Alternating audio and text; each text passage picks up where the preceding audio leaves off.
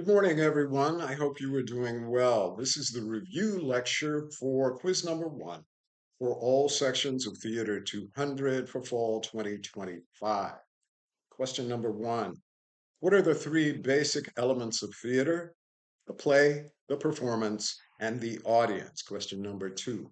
What are the five, not six, my error there, qualities that distinguish theater from the other art forms? First, lifelikeness. Second, ephemerality.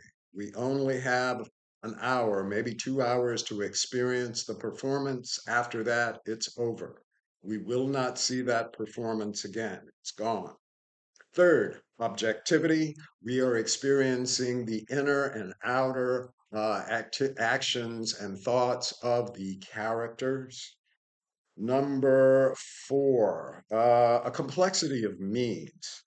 When we experience a performance, it's important to acknowledge that there are many hands at work in this process, not just the director and the actors, what we see on stage, but everything that happens backstage.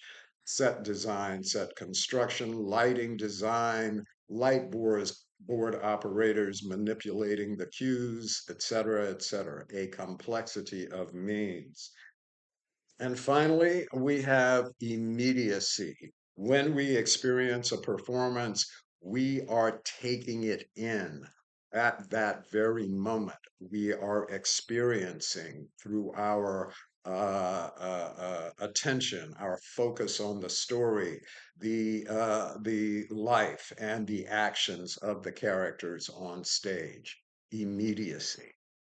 Number three, who is the audience in the US? What is our audience demographic? White women over 50 make up the majority of the theater going audience in the US. Number four, what are the three basic problems that the theater critic is concerned with addressing in their review of a performance? Understanding, effectiveness, and ultimate worth. All right, number five. This is a general question. You should use your own, not imagination, but your common sense, really, when you consider this. Uh, every theater critic, rather, is expected to demonstrate these qualities: sensitivity, compassion, tolerance for things that that critic might not be accustomed to seeing on stage, being able to keep our own likes and dislikes in check. Suppose I am not a fan of musical theater, but the performance that I'm attending is a full out musical. I will experience the performance, accept it, and do my best to judge it objectively and see it.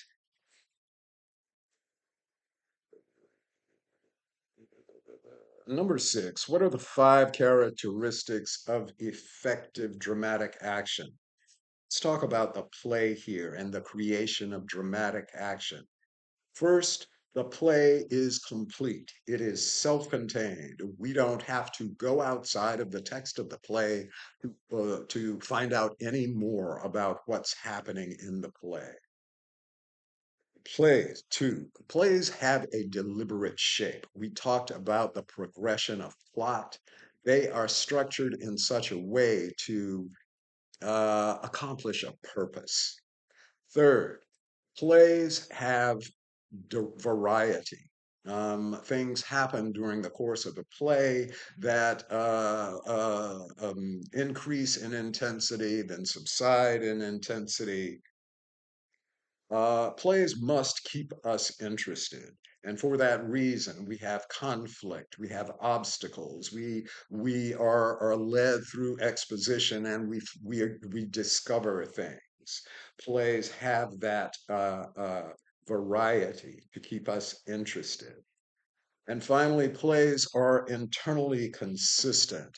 If the play starts as a comedy, it will end as a comedy. Likewise, if the play is a tragedy, by the end of the play, it will still be a tragedy. So, Once again, it is complete, self-contained. It has a deliberate shape. It has variety.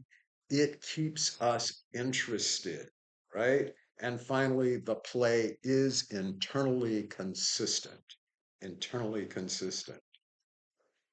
All right, what are the six methods of organizing dramatic action? This, of course, we have to thank Aristotle in the 5th century Greek philosopher for bringing us Poetics, his treatise on art, including theater, in which he says art is a representation, or theater rather, is a representation of human beings in action. Aristotle says effective dramatic action should be organized on six levels, and those six levels are plot, character, thought, diction, music, and spectacle. And we have discussed the qualities of each. All right, now we just talked about Aristotle, Greek philosopher, gave us poetic. Number 9, what is plot? What are the two plot structures and which is most common? Plot is the story of the play, and there are two plot structures, the climactic and the episodic. The most common type of plot structure is the climactic plot structure. Number 10, what is exposition? If you recall, the climactic plot structure starts with the point of attack. After that, we experience exposition, the setting forth of information. What is the inciting incident in the climactic plot structure? Soon after the point of attack, we get a period of exposition where we find out all of our relevant information. And then finally, something happens, some information is revealed that actually starts the movement of the plot toward the climax. That information, that event, is the inciting incident. That's the what starts the plot moving forward. Number 12, what is thought? Thought in a play is theme. Thought is the message that the playwright is trying to leave behind, what the message is of the play in the playwright's words. What is form in drama? According to Aristotle, form addresses two things, tragedy and comedy. That is form in drama.